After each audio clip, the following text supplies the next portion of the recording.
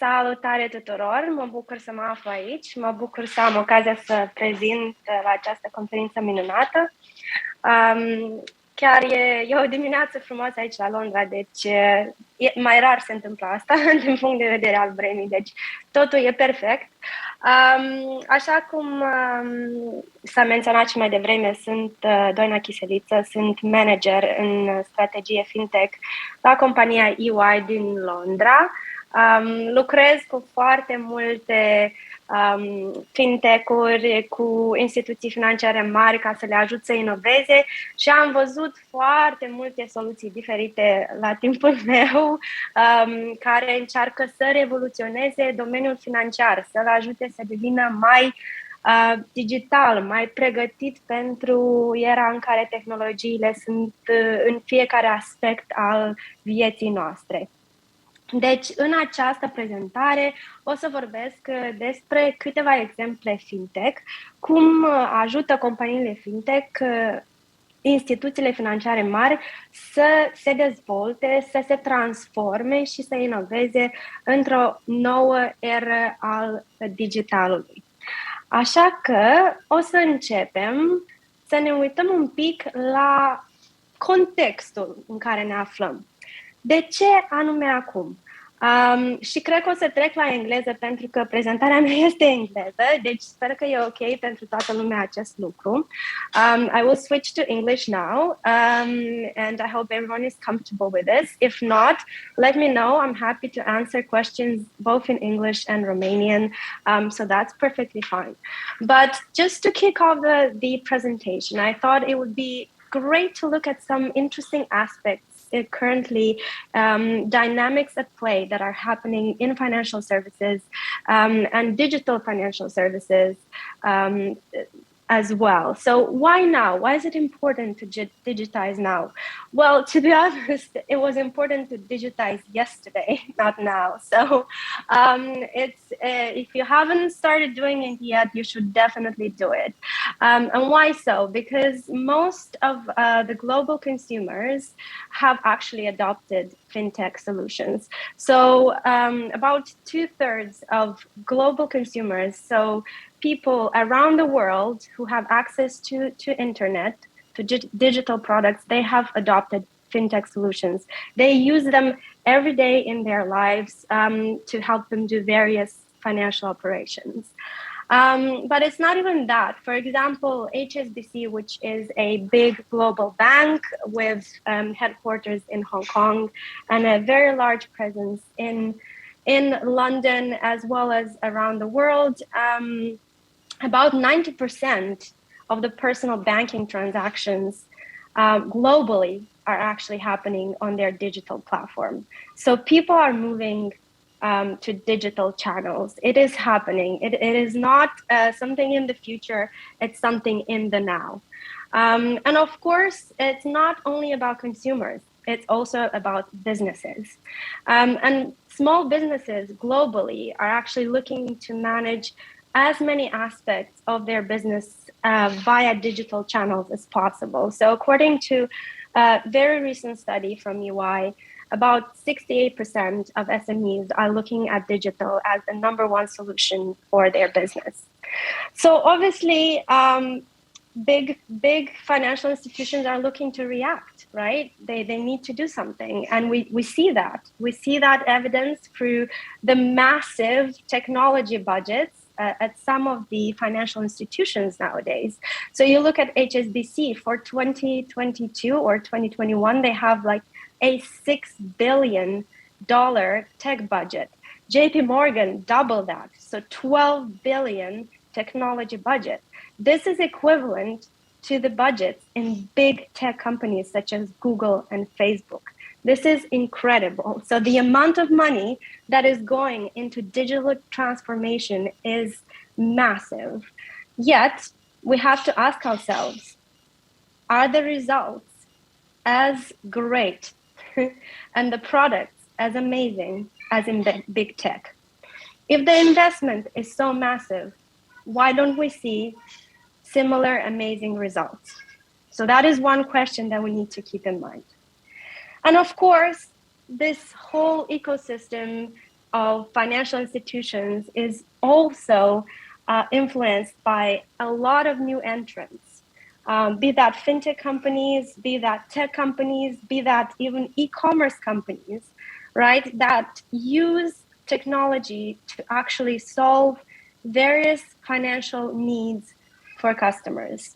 So there's lots of pressure on financial institutions, both from the demand side as well as from the competitor side, to do something. They need to change, they need to modernize, they need to go for digital transformation.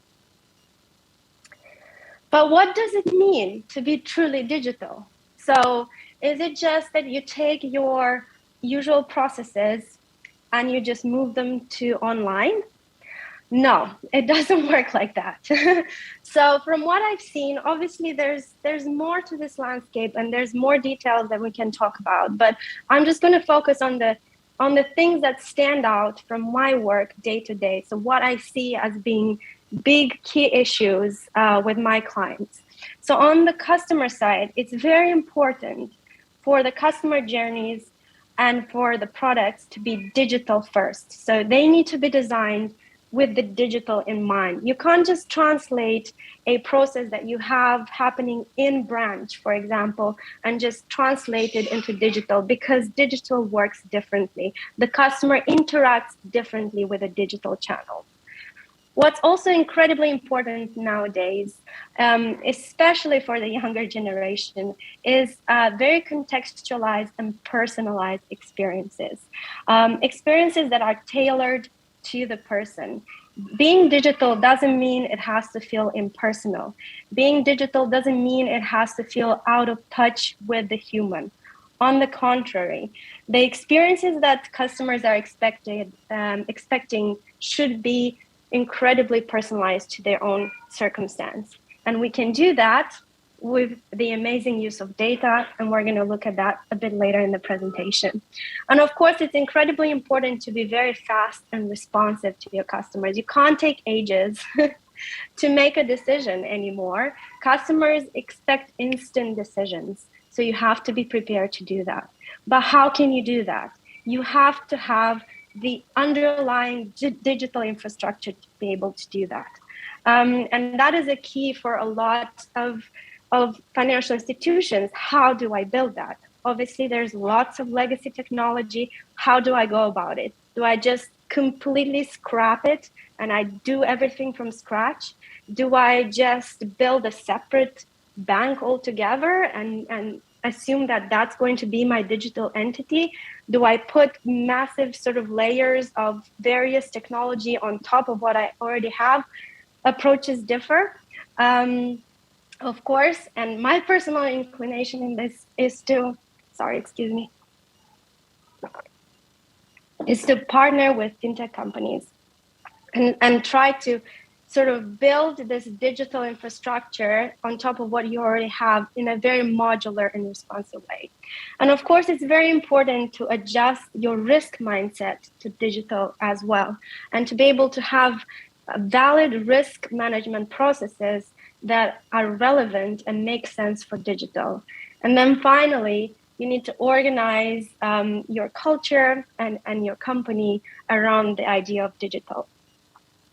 And it's nowadays it's possible to do so because there are some incredible technologies in the market, which I'm sure you've heard about and has been talked about in this conference as well. So you have the cloud, you have machine learning, you have AI, you have blockchain, you have open APIs and open infrastructures.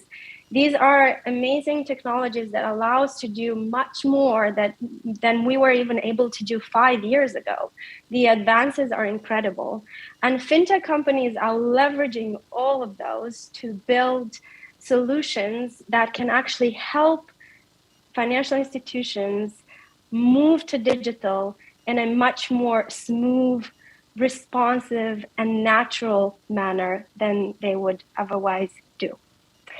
So that being said, in my presentation, I'd like to touch upon 3 particular use cases of kind of digital technologies in financial services. One being RegTech and KYC.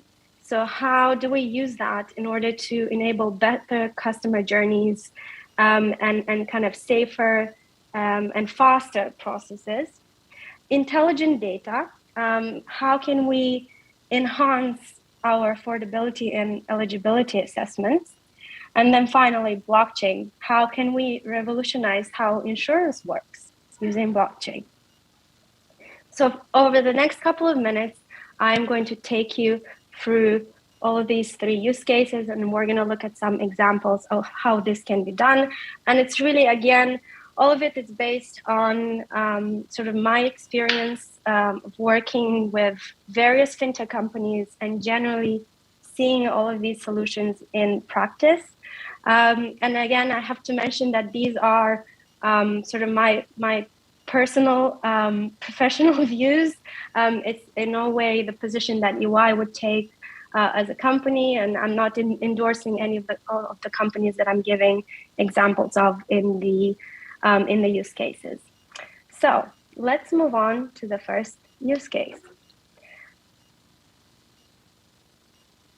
RegTech and KYC. So this is an incredibly relevant and useful sort of aspect of our daily lives. We usually want to access products as fast as possible, financial products. We have to have, however, different checks done on us in order to do so. And traditionally, those checks have been very manual, have required a lot of paperwork. And I know that at least back in kind of our land, Romania, Moldova, there's still, at least based on my recent interactions with some banks, there's still quite a lot of need to be physically present, need to sort of sign documents there in the branch in order to kind of open an account and things like that.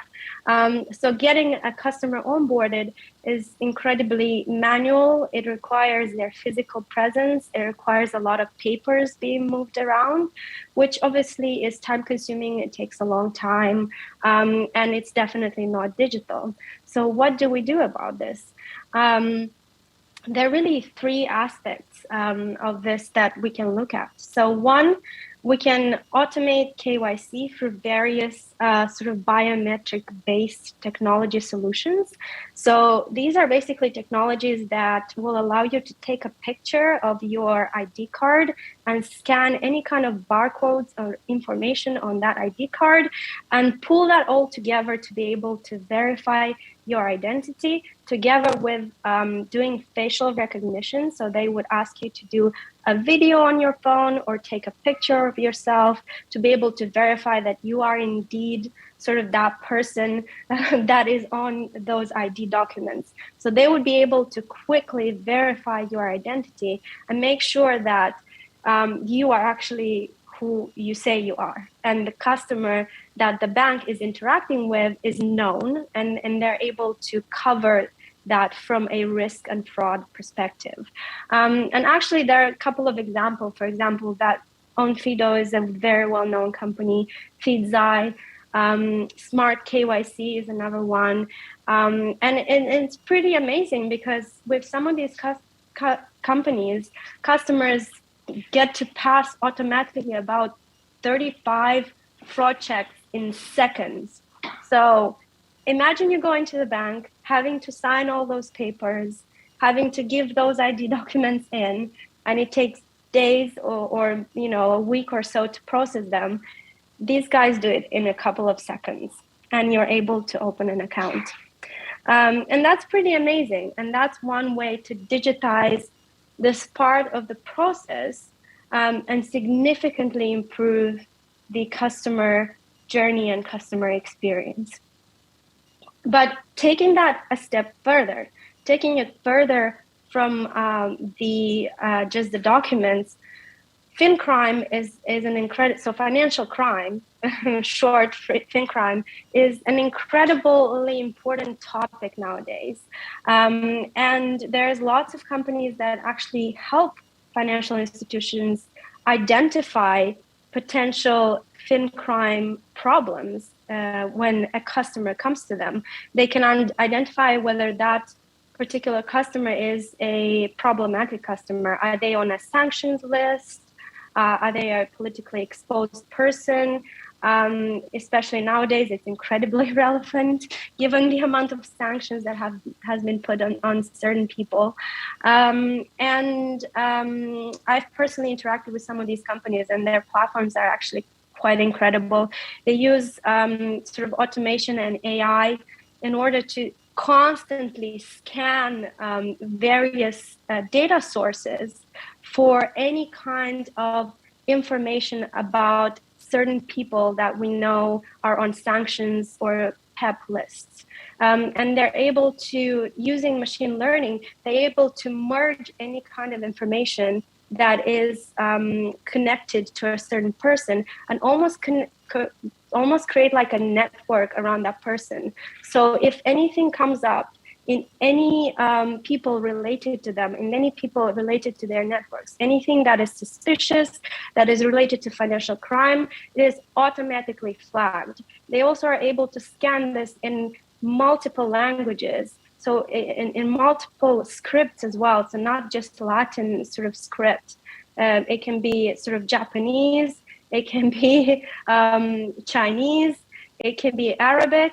So they're able to scan all of this data and news sources all over the internet, identify if there's anything related to people or customers that the bank is trying to interact with, and be able to pull that information in and pull any kind of financial crime related information. So the bank is aware if one of their customers that is trying to create an account with them has any kind of issues or is on a sanctions list, and they're able to act quickly. And this is pretty incredible because currently in banks, this is being done manually. This is literally people sitting at their computers and trying to find this data and through various data sources. And it's incredibly frustrating to them, and it takes a very long time. And in those particular analyst teams, people don't stay very long because it's not a very pleasant job. But with this type of technology, banks are actually able to not only make this job more pleasant and more interesting, they're able to retain people in these positions, but also be incredibly more efficient at identifying financial crime. And then finally, personally, this is a sort of a favorite of mine. It's all about a kind of entity resolution. So when we think about entity resolution, it's about when you as a customer might be interacting with a bank in various parts of the bank, right? So it could be that you come to them as a consumer. So you just open a normal consumer account. But then you also you open a small business. So then you go to their small business division, but it's still you, right? How does the bank know that, how is the bank able to connect all that data, right? And know that you are actually the person that they have been interacting with in the past, and are able to understand how creditworthy you are, how reliable you are, and perhaps even speed up that onboarding process because they already have all that data about you.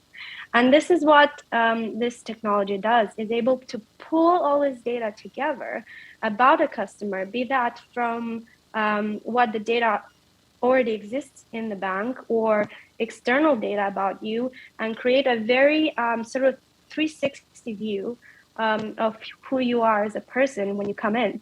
And this is really obviously very helpful in onboarding and sort of anti-money laundering processes, as we've discussed before, credit risk assessments.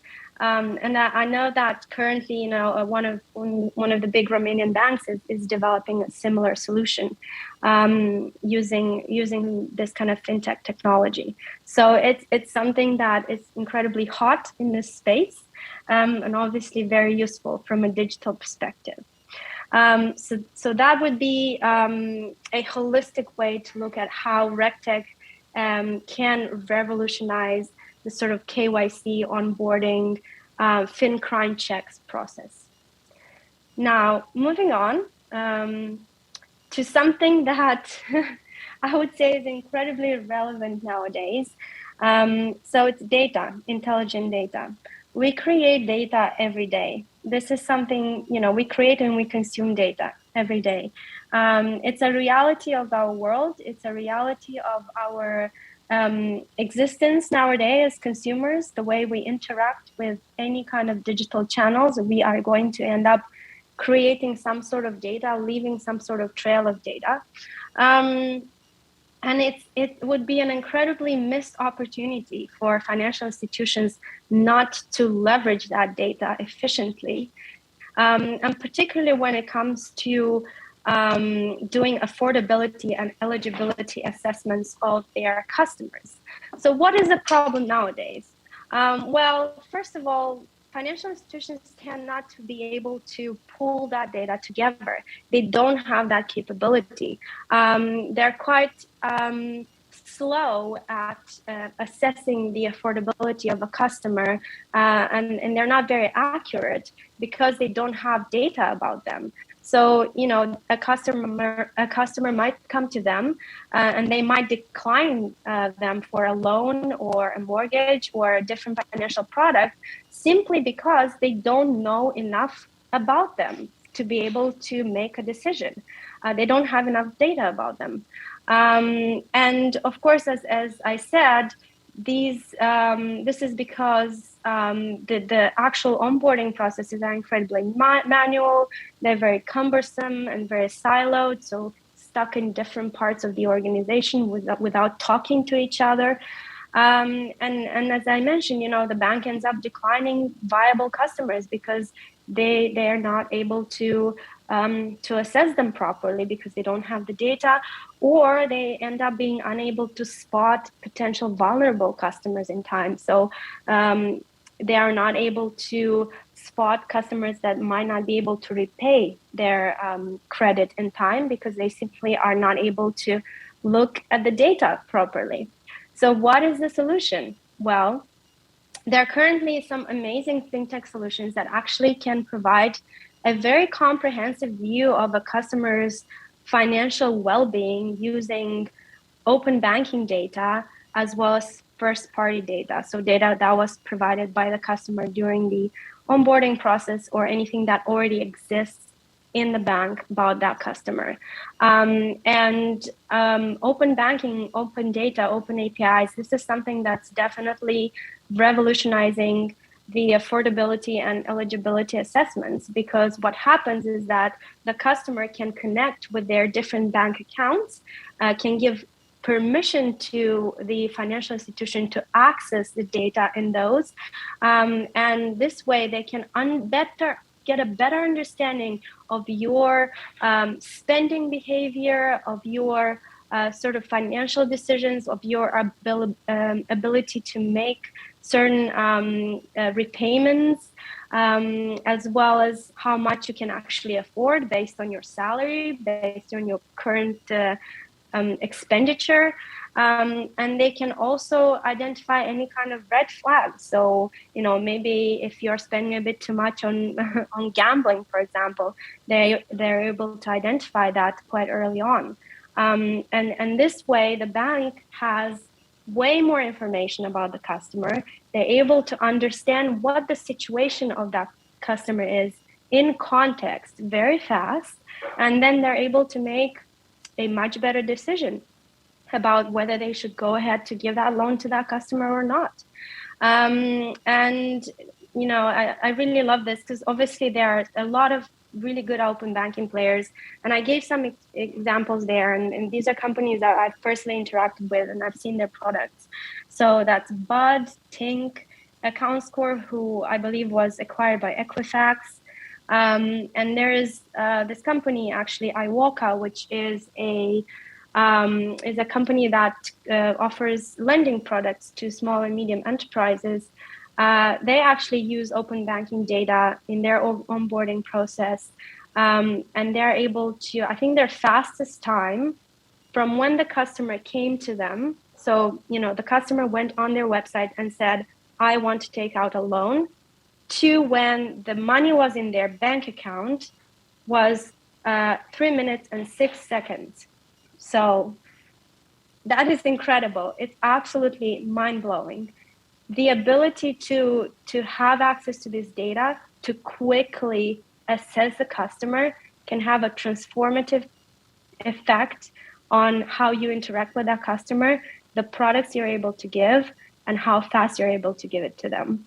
And if you're able to deliver this value to your clients, then they are going to come back and they're going to stay with you. And then finally, a very talked about technology is blockchain. And I think when I say blockchain, a lot of people think about crypto, which is, it's actually an incredibly interesting time to be in and to talk about crypto, and it has some really amazing applications. But I think blockchain itself is also incredibly interesting when it comes to various sort of areas of finance or the financial world. And I think insurance is one of them. And insurance is something that, if banking was the first to be revolutionized by fintech and technologies, I would say insurance was the last. So it didn't really kind of hit that digital transformation mark until a couple of years ago, but it is changing fast. And blockchain is a technology that can help a lot. And the problem in insurance really is that, the processes are usually very manual and include a lot of paperwork that needs to kind of passed and validated and signed between various parties. And I don't know if you've ever had to make an insurance claim. I certainly did, and I had to sort of send in 1 million documents and evidence of what happened, and it just took a really long time and a lot of back and forth, and things that they had to verify that they're actually true. So it takes a long time. It's very manual. I've had a client nowadays that actually had an entire floor where they had trolleys with papers that they just moved from one end to another. So this is sort of 3 years ago in insurance. So you can imagine how little digitized some parts of insurance are and how long it takes for things to get processed, mainly because insurance, is all about making sure that the claim that you're making is actually true. So you need to definitely check that that's right, as well as being able to accurately assess the risk. So that requires a lot of understandings of circumstances of the client and the claim they're making. So it's a long process. You need a lot of data points. So this is where blockchain can come in and really help with that, because at least from the companies that I've seen, you can put the information on the blockchain, you can put all the documents on the blockchain, and really quickly those can be verified whether they're true or not. They can get to the underwriter or the person who needs to check them within the insurance company very quickly. You can sign various contracts on the blockchain, so you don't have to pass papers back and forth 1 million times for them to be verified or signed. So that is incredibly helpful. It speeds things up significantly, and offers that extra layer of security and protection against fraud, which is really important in insurance. And it's always been a barrier, because that's what sort of underwriters and kind of claim management professionals, that's what they're trying to do. They want to make sure that they're not being defrauded, that all the information is accurate, that nothing is getting lost in translation. So being able to put that on the blockchain, to verify that very quickly, to be able to sign things very quickly, is incredibly helpful. And that is, at least kind of blockchain is one of the technologies that I've seen being very much applied in insurance and actually making a difference, even much more so than I've seen in banking. So I think the future of blockchain in insurance is really big. And of course, I just wanted to mention that those are things that are happening now, but who knows, in the future we might be interacting in the metaverse. So perhaps you've seen in the news, but I just wanted to point this out because I find it very interesting that there are two banks that have already opened sort of virtual branches or virtual sort of headquarters in the metaverse, and that's JP Morgan and a Thailandese bank, and they're sort of offering various ways to interact with the bank on the metaverse and even do various transactions. So they're already one step ahead in thinking about Web 3.0 and how that's going to completely change our perception about finance and how we interact with that. So while we're here trying to move from paper to digital, it's always important to keep in mind that there is someone out there, a financial institution, a fintech, that's already thinking about how to move from digital to Web 3.0. So the message here is that we need to obviously fix the issues that we have now, try to digitize as much as possible, but also keep in mind that there's greater and better things out there, and we need to innovate fast. And that brings me to my final point. How do we make digital work, right? So how do we make sure that it's not a failure? Because it's not very easy to implement all these changes. Financial institutions are companies that have a lot of legacy technology. They have very different structures and cultures. And how do we make sure that this works? And there are a few areas that I think are important, and I'm just going to leave you with those. One is around mindset and metrics. So the way financial institutions are organized now, they're organized around 12-month budgets. So you need to plan ahead for your next year, make your business case if you want to do something new or innovative. And in a year, you need to prove that that has been a success. And we have to understand that when it comes to innovation, when it comes to being truly digital, that's not the case. That when you invest now, you need to expect that you are going to see results in the long term. It's not going to happen in a year. It might not even happen in 2. So you need to be prepared that when you're making an investment in digital infrastructure, in digital transformation, that's not going to come through super fast. And you have to shift that mindset. You need to shift away from a short-term mindset and a short-term budget. Another thing is around governance. So every decision that's made in a financial institution, and I've seen that previously in my work as well, it comes to the person who holds the budget. And that's usually a C-level executive that has a certain budget allocated for their division. And that's how they make decisions around where to invest, how to do innovation, and how to move things forward. And that's not how fintechs operate. Fintechs operate in very agile, small teams. They make decisions about innovations in those small teams. And that's what helps them truly innovate and move forward. And we need to be able to do that and translate that type of working into financial institutions as well. And that, of course, brings me to my next point, which is around understanding that the business models and the operating models that might work in an analog, sort of physical type circumstance are definitely not the same as in digital. So you have to rethink and shift your business models to be able to be attuned to the digital. And in order to do that, you need to hire the right people and you need to have the right culture. You have to understand that you need to hire for the future.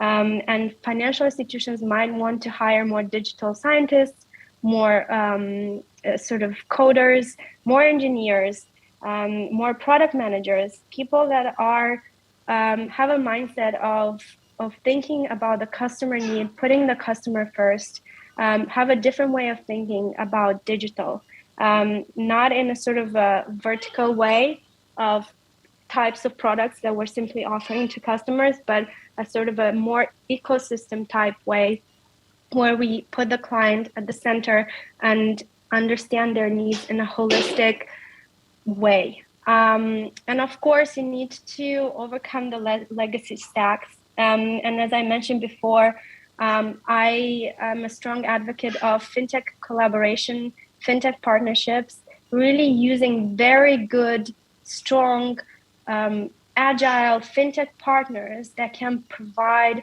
on-point solutions and can really plug into the existing architecture and make it work for you. But of course, this is the decision for every financial institution on how they want to go about. And then finally, you need to be aware that you need to change and you need to change fast. And there is no time to sit around and think, oh, maybe we need to, maybe we not. No, the reaction time needs to be fast. The customer expects quick turnarounds, and your competitors, especially big technology companies, are thinking of entering the financial services space, and they're very quick at serving customers. You need to change as well, and you need to do it fast. Thank you.